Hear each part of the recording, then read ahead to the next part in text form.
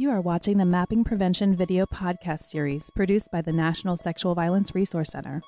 The NSVRC serves as the nation's principal information and resource center regarding all aspects of sexual violence.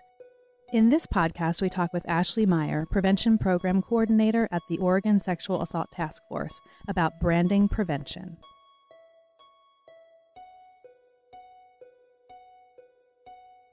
So my story about what drew me to prevention actually isn't anything, big and exciting for me. It's really my community psychology class, freshman year in college.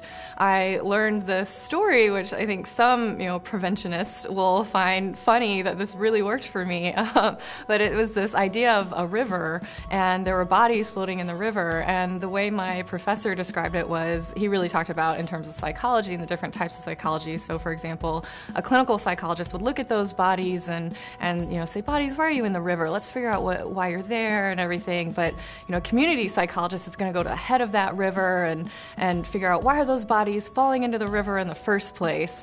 And I just immediately just got so excited and thought, I want to go to the head of the river. I want to go there. I want to, rebuild that bridge and figure out why bodies are falling in the river. So it was a kind of funny thing. I think we talk a lot about that analogy, that river idea, and sometimes we talk about it being overused. But I have to say, when I hear it, I always think about the experience that I had freshman year in college and how that got me into this work.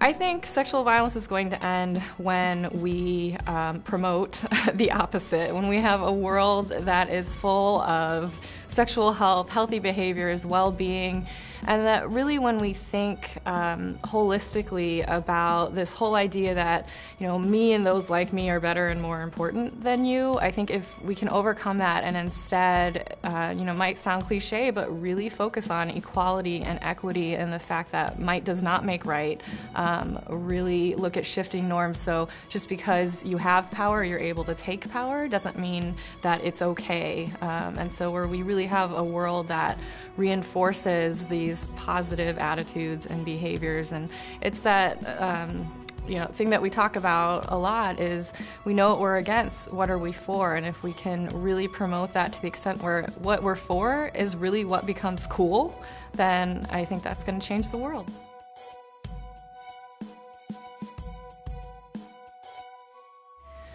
I see effective branding furthering prevention efforts through really what I've heard others call kind of the science of cool.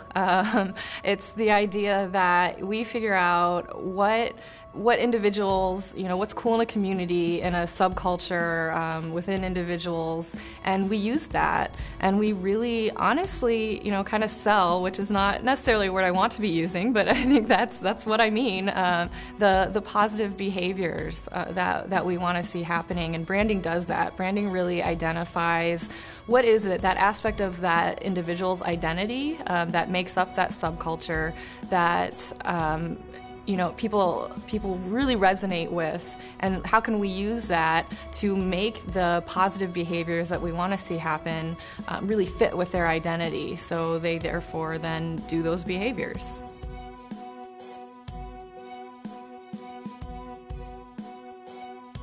I can, and what's interesting for successful social branding strategies is that a lot of what I see as successful, I'm not necessarily a fan of. So I think things like the Keep Abreast Foundation. So we're getting outside of the sexual violence prevention, sexual health promotion movement, but they have really branded this idea of I heart boobies, which, I'm not necessarily the biggest fan of that. But what I have seen actually going into the subcultures with whom that really works is that folks really identify with that whole branding of that issue. And it's it's not for sexual violence prevention, and I would also argue it's not necessarily for breast cancer prevention. It's branding awareness, really. But people have just taken that on, particularly some subcultures. I know I was recently at Warped Tour, and it was everywhere. I mean, it was the coolest of the cool was to have an I Heart Boobies bracelet. So, I had some issues, but it's really successful because they figured out, good or bad, what people identify with and what they wanted to say, hey, this is me. And they use that for their cause. I think other successful strategies, I'd really look to some anti-tobacco marketing, and one organization, and they're actually, I believe, a marketing firm, they're called Rescue Social Change Group, and they do a lot of anti-tobacco work. And they really, really always start with identity research. And so I've seen some of their campaigns, and they change based on the state, based on the community, based on the sub-community and subculture. And so one example would be this Why Do You Think is a current campaign that they have going on in a community where they really went in and figured out, okay, what is the identity of this particular subculture we're working with? What's the message that's going to work? And let's work with them to craft something that's going to work. And they have numerous examples of that, particularly around tobacco prevention, where they've done some work in Las Vegas. I think at one point they had like a crunk party that was part of this thing. So it's really working with what is the identity here, and how can we work with that to really take these positive behaviors they want, in that case not smoking, and make that core to who these people in this community or subculture are.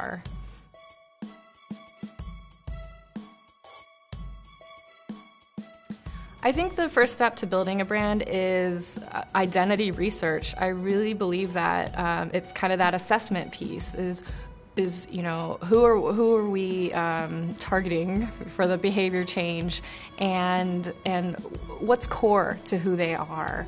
We really have to know our audience. It's the same principle, I think, for other work, giving a presentation, same thing. Who is our audience here? Because it's not going to work if we go in kind of with this kind of inside-out approach, like we're in our organizations and we've decided this is what you need, and we're gonna take this out to you. You have to do that research. Who is it we're working with? Whose behaviors are we trying to change? And what is core to who they are? Because that's the only thing that's gonna get us there.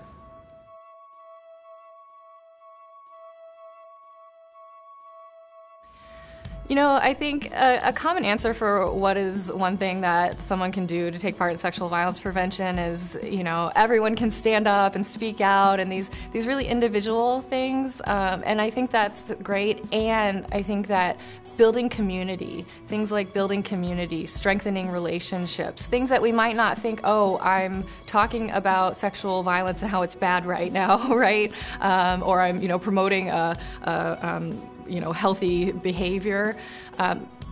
Certainly those are very important. There's also this piece of simply building community. It's about community health. So work to bring people together in your community, work to strengthen relationships, work to make businesses and organizations in the community a true, strong part of that community really is sexual violence prevention work, because it's really working towards community health.